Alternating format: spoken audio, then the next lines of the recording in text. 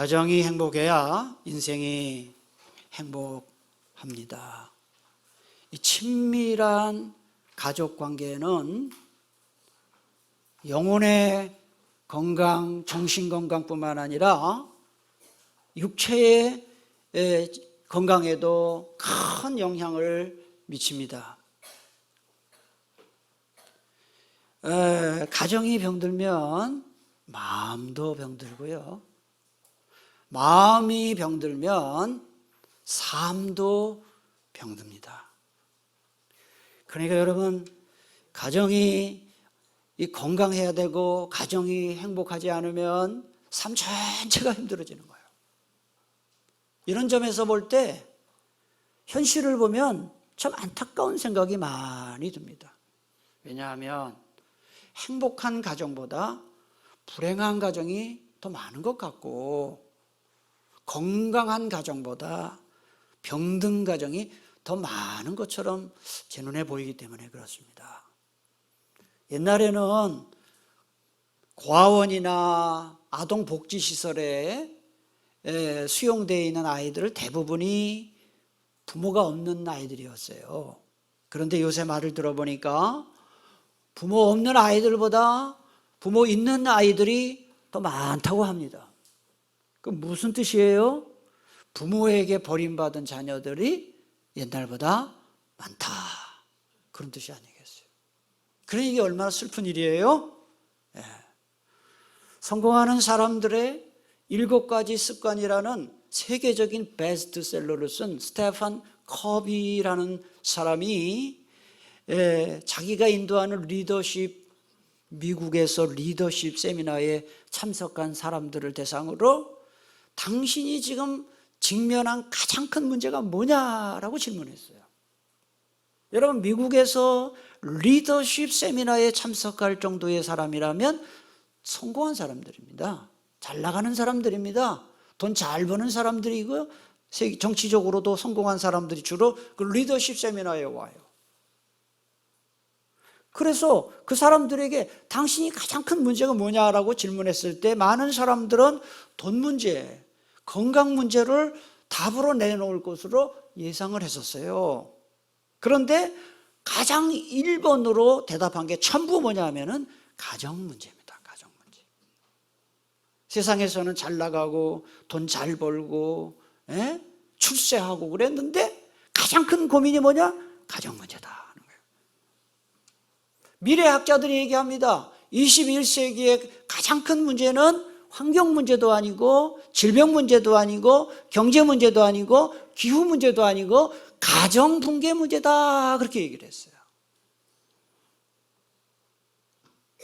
2024년 현재 우리나라의 1인 가구의 비율이 33.6%로서 국민 3명 중에 1명이 나 혼자 사는 가구다, 이렇게 밝혀졌어요.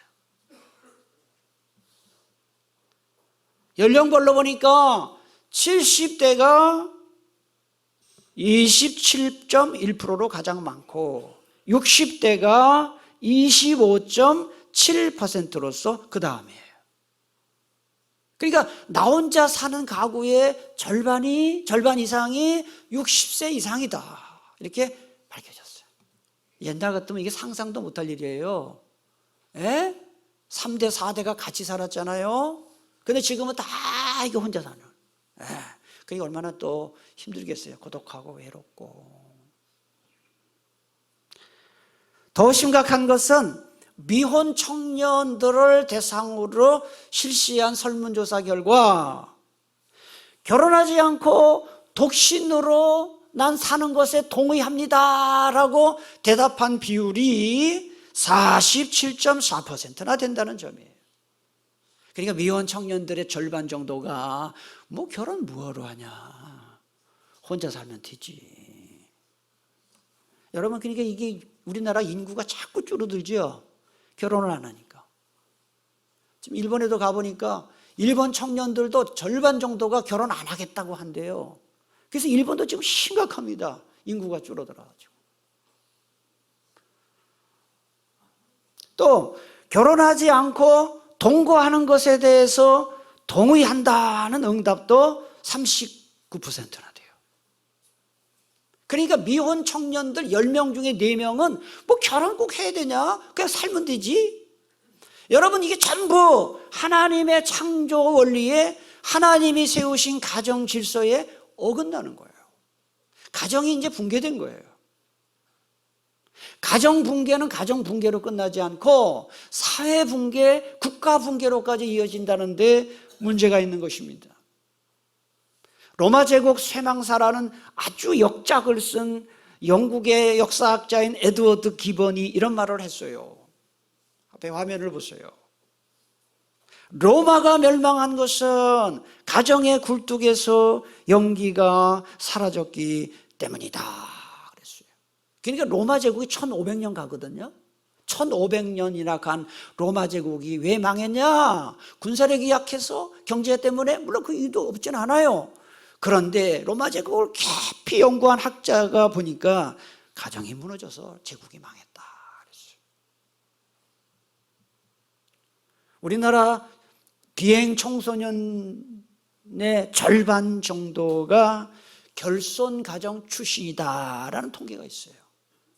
그러나 애들 문제는 애들 자체의 문제가 아니라 그건 가정 문제다 하는 것을 알 수가 있죠. 미국의 FBI 심리 분석관이었던 로버트 K. 레슬러라는 사람들이 살인자들의 범죄 심리를 분석을 해봤더니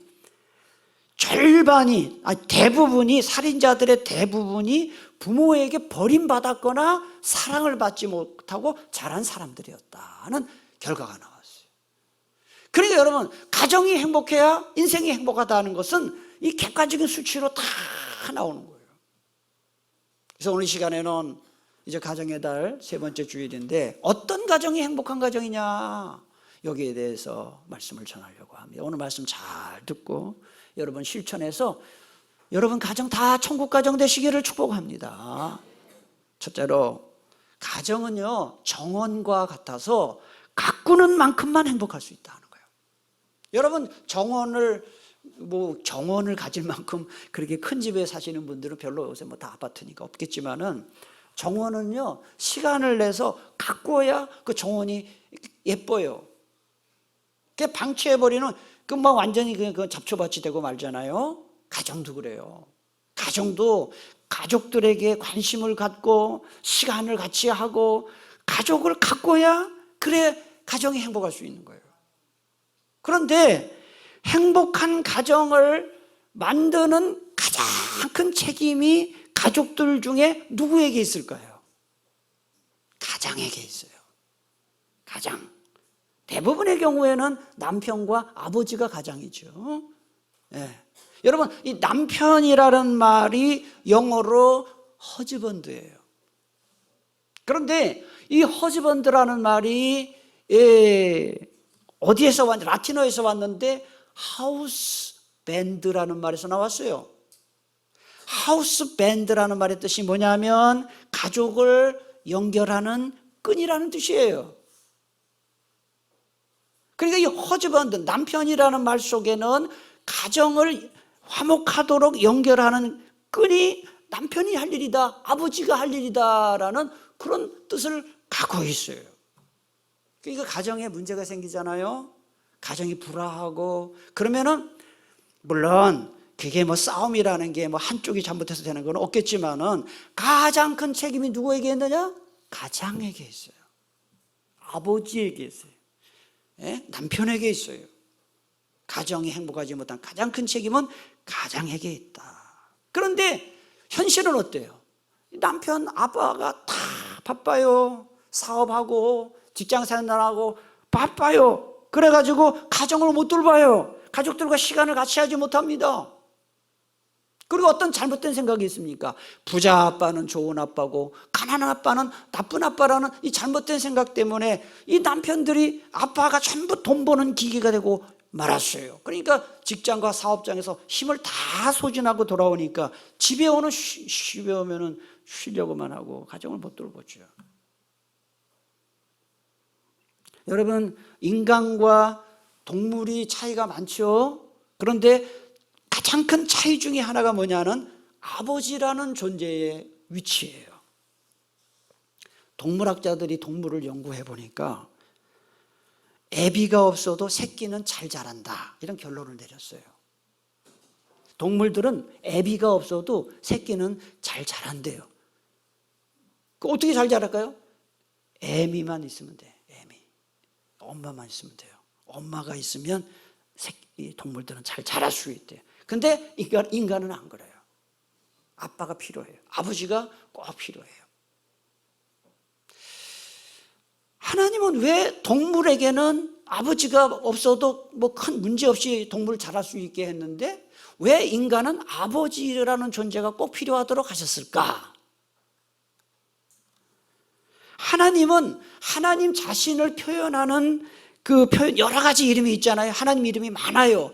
그 중에 하나님이 가장 좋아하는 표현이, 이름이 뭔지 아세요? 명칭이 뭔지 아세요? 여러분, 주님께서 가르쳐 주신 기도, 주기도문이라고 하는데, 주님께서 가르쳐 주신 기도 맨 앞에 무슨 말로 시작되는지 한번 생각해 보세요. 한번 해보세요. 시작. 하늘에 계신 우리 아버지요. 하나님은 아버지로 불림받는 것을 굉장히 좋아하시는 분이에요. 그 아버지라는 명칭을 남자에게 주신 거예요. 여러분, 여자한테 아버지라는 사람 없잖아요. 네? 남자에게, 아빠에게 그 아버지라는 명칭 주셨지요. 뭘 할 수 있어요? 그러니까 이 아버지, 남편은 가정을 행복하게 만들 책임이 있다. 가정에서 하나님의 사랑을 경험하게 만들 가장 큰 책임이 아빠에게 있다, 남편에게 있다. 그걸 알 수가 있어요. 사랑하는 교회 여러분, 가정이 행복하기를 원하십니까? 그렇다면 가족들에게 관심을 가지세요. 그리고 가족들과 함께하는 시간을 꼭 가지셔야 됩니다. 자, 행복한 가정은 둘째로 한번 따라 합시다. 대화에 힘쓰는 가정. 뭐에 힘쓴다고요? 대화에 힘쓰는 가정이에요. 옛날에 오래전에 그 개그 프로에서 대화가 필요해 그 프로그램이 있었죠. 얼마나 가족들이 대화를 안 하면. 근데 제가 책을 읽다가 보니까 50대 후반의 어떤 가장이 쓴 글을 봤어요.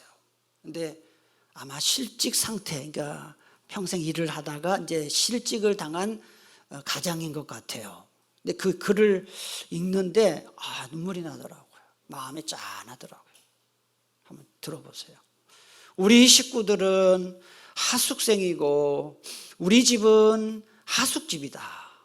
우리 가족은 집에서 잠만 잔다.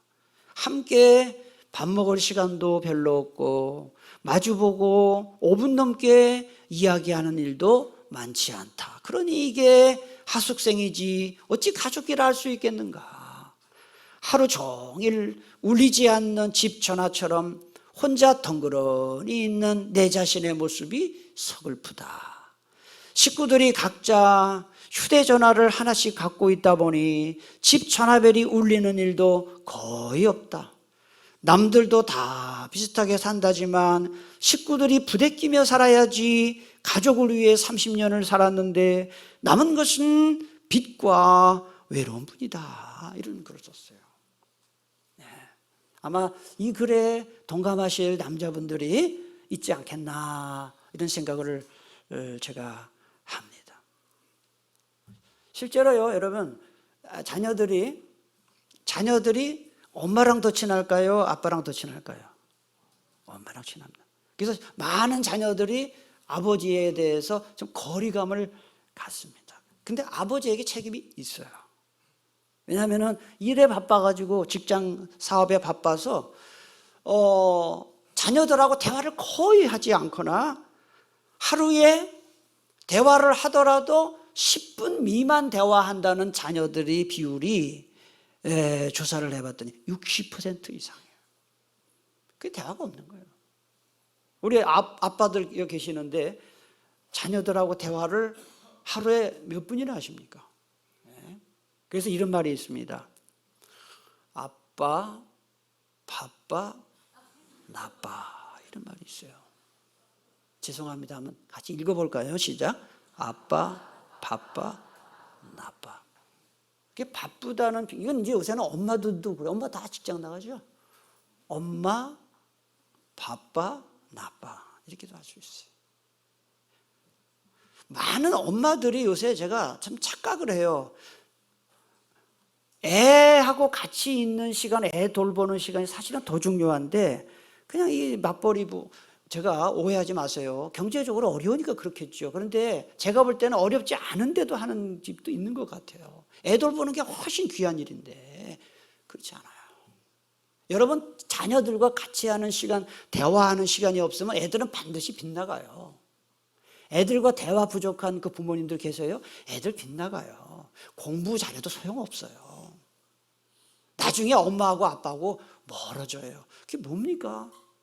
아무것도 아니에요. 애들하고 대화를 많이 해야 됩니다. 사람이라는 것은 대화를 통해 정을 나누고 대화를 통해 사랑을 나누는 존재이기 때문에 대화가 사라지잖아요. 정도 없어요. 사랑도 없어요. 부부도 마찬가지. 부부도 연애할 때는 그냥 뭐 밥 먹고 노닥거리고 한 2-3시간 그렇게 하고도 또 집에 가서 또 전화해가지고 내가 아까 뭐 못한 얘기가 있다고 그러고 또 이러잖아요. 근데 결혼해봐요.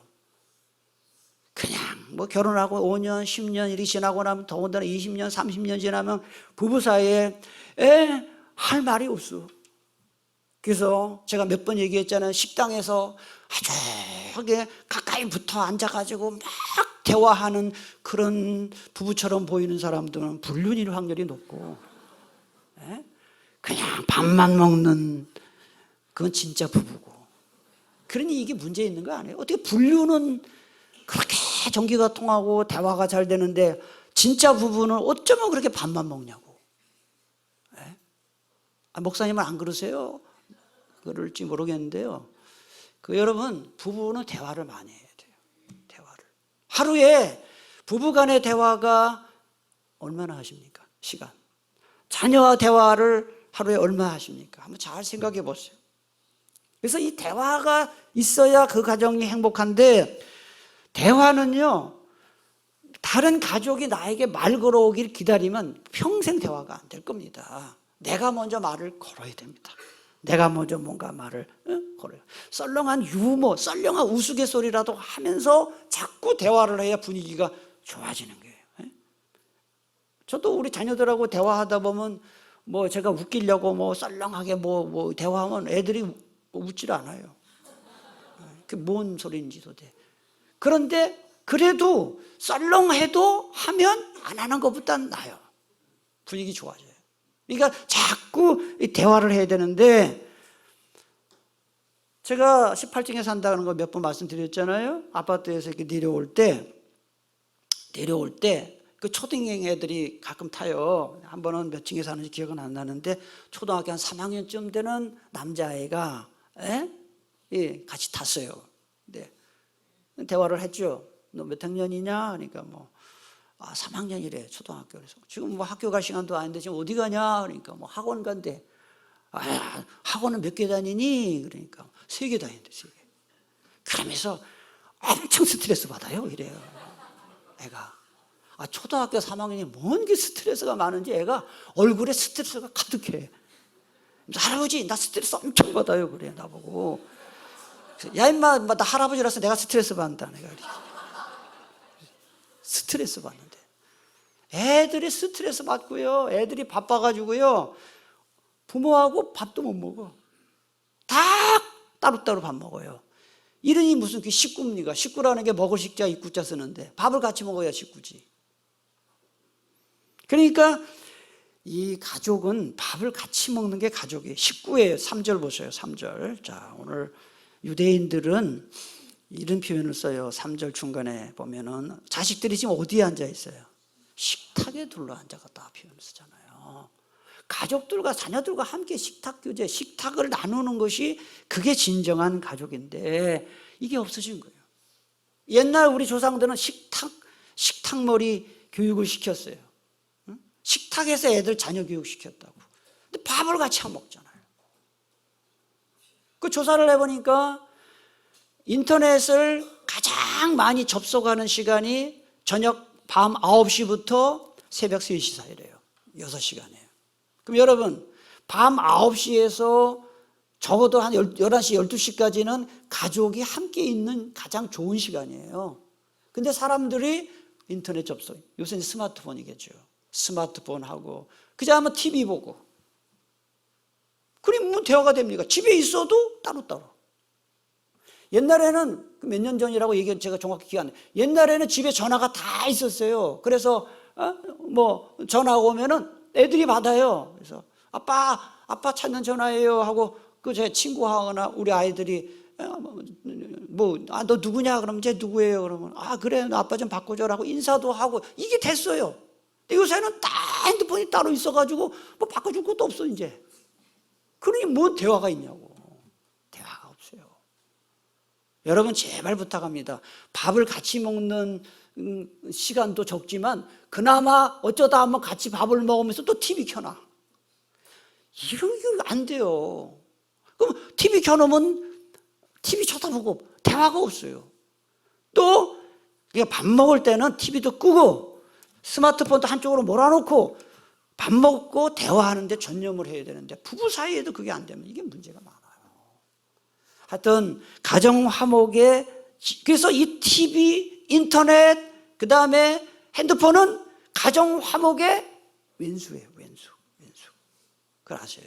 그래서 집에서는 하여튼 가능하면 이 SNS 좀 들어야 되고 대화에 집중해야 된다. 밥 먹을 때만큼이라도. 네. 그 다음에 세 번째, 어떤 가정이 행복한 가정이냐? 칭찬과 격려가 풍성한 가정이에요.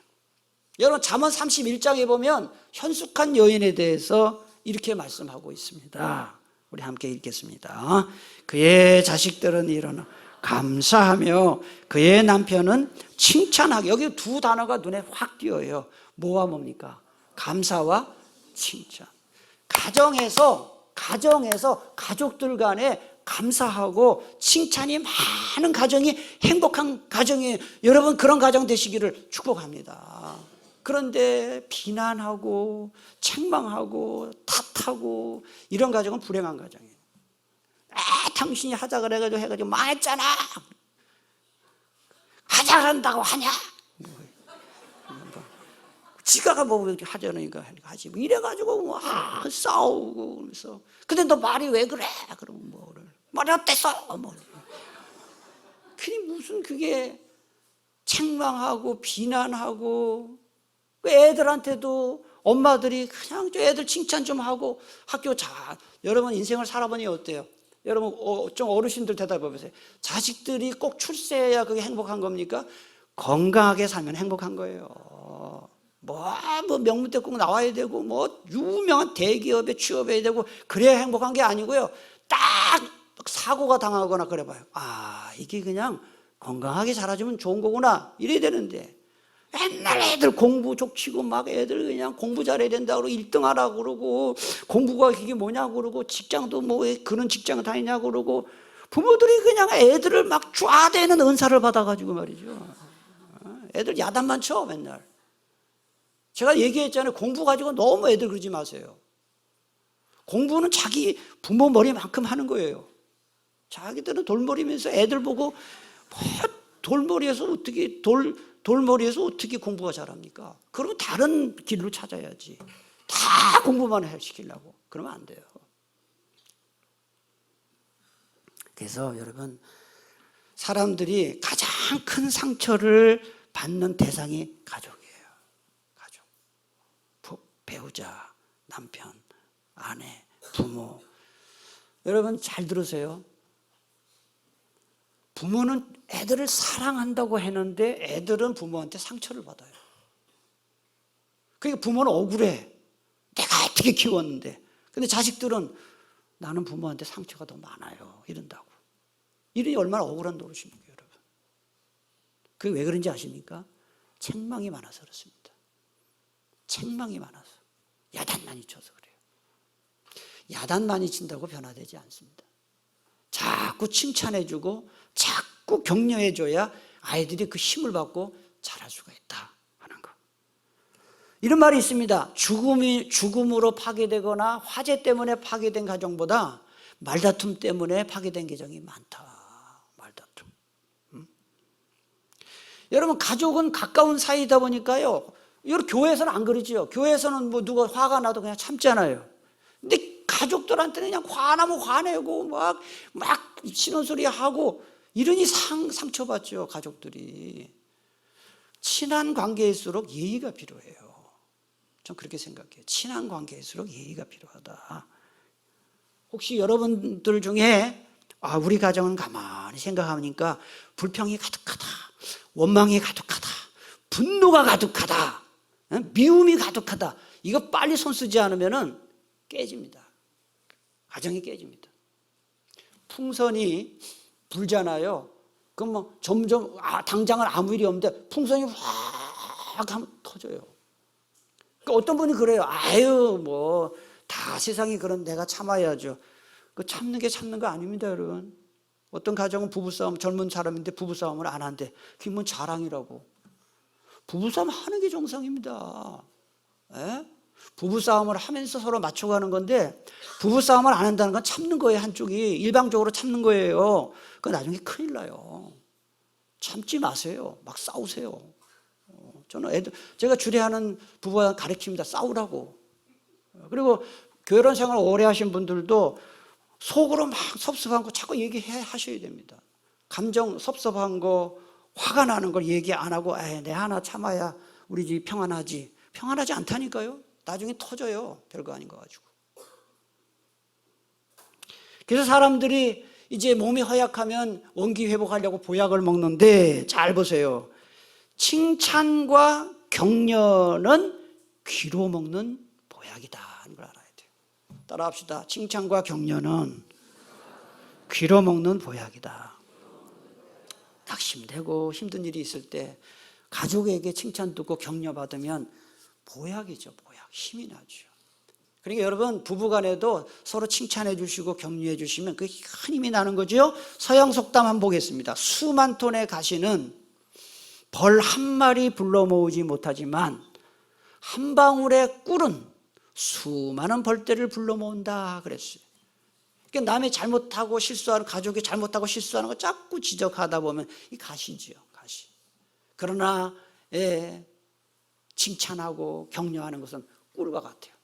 많은 사람들이 칭찬과 격려에 굶주려 있습니다. 왜냐하면 세상이 칭찬해 주는 사람은 없어요. 격려해 주는 사람은 없어요. 전부 잘못됐다 그러고 똑바로 하라고. 직장 가면 그렇잖아요. 사업 다 그러지요. 잘했다는 소리 잘 못 듣잖아요. 그래서 누군가 당신 참 잘했다, 참 당신 어떻게 일 잘하냐, 이 말 들으면 마음에 딱 감동이 오죠. 친밀해지지요. 그래서 이 칭찬과 격려의 보약을 당장 먹지 않으면은 정신적인 빈혈 상태에 빠질 만한 가정이 생각보다 많다 하는 거. 가정에서 힘을 얻지 못하면 어디 가서 힘을 얻을 수 있겠습니까? 사랑하는 교우 여러분, 우리 모든 교우님들의 가정마다 칭찬과 격려가 넘치게 되기를 축복합니다. 칭찬과 격려 다 훌륭한 보약인데 격려가 더 좋은 보약입니다. 왜 그럴까요? 칭찬은 잘한 것을 잘했다고 인정하는 것이지만은, 격려는 잘못했을 때도 너 잘할 거야 라고 미리 칭찬하는 거기 때문에 격려가 더 중요하다, 더 수준이 높은 거다 하는 것입니다. 예를 들어서 우리 솔라피데 우리 앙상블이 매주 정말 잘 이렇게 연주를 하는데, 어떤 악기를 다루는 분이 삑사리를 했다, 예를 들어서. 그랬는데 누군가 예민한 사람이 듣고 나중에 예배 끝나고 나와가지고 그 사람한테 가서 삑사리 했지? 이러면요, 여기 설 마음이 없어져 버려요. 솔직히 말하면 여러분들은 잘 몰라요. 삑사리를 했는지 뭐했는지 몰라요. 근데 삑사리를 들었더라도 만나서 정말 오늘 솔라피데 앙상블 때문에 참 예배가 더 은혜로웠다고 자꾸 격려해 주잖아요. 그러면 더 노력을 해요. 여러분, 친교회나 구역이나 구역장님도 계시잖아요. 구역장님한테 우리 구역장님 덕분에 우리 구역이 행복해요, 그런 말 해본 적 있어요? 별로 없을걸요? 구역장님 수고하는 걸 그러면 안 돼요. 고맙다고 얘기하고 구역장님 참 훌륭하다고 그러고 친교회장님들 우리 교회는 이렇게 서로 칭찬해주고 격려해주는 그런 문화가 충만한 교회가 되기를 축복합니다. 마지막으로 행복한 가정은 하나님을 중심으로 하나 되는 가정이다 하는 거예요. 가족들이 뭐 교양 있고 많이 배운 사람이라도 인격적인 사람이라도 종교가 다르면요 하나 될 수 없어요.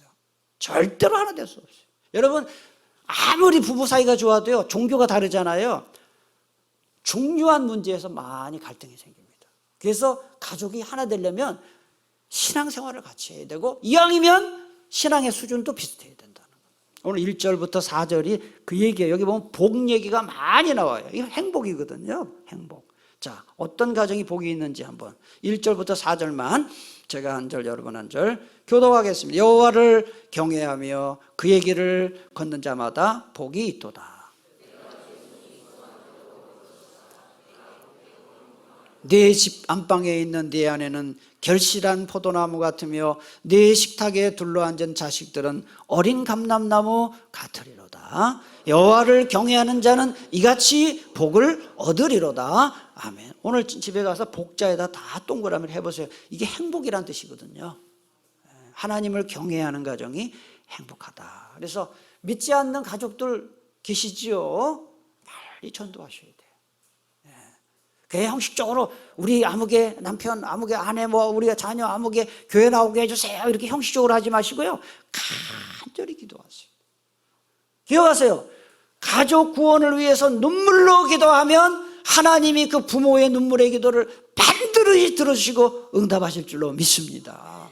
기도 많이 하세요. 근데 기도만 하면 안 되고 가족 전도하려면 기도만 하면 안 되고요. 하고 싶은 말 다 하면 안 돼요. 믿지 않는 가족한테. 또 야박하게 하면 안 돼요. 참아야 돼요. 그리고 나아가서 감동받는 삶을 살아야 마음이 열려요. 그렇게 안 하면서 자기 뭐 얌체 같은지 혼자 다 하고 할 말 다 하면서 교회 나가자고 예수 믿자고 그럼 뭐라고 하겠어요? 너나 잘하세요 한다고. 너나 잘하세요. 따라합시다. 마음이 열려야 귀가 열린다. 감동을 주세요 가족들에게. 자, 오늘 들은 말씀 붙들고 함께 기도하기를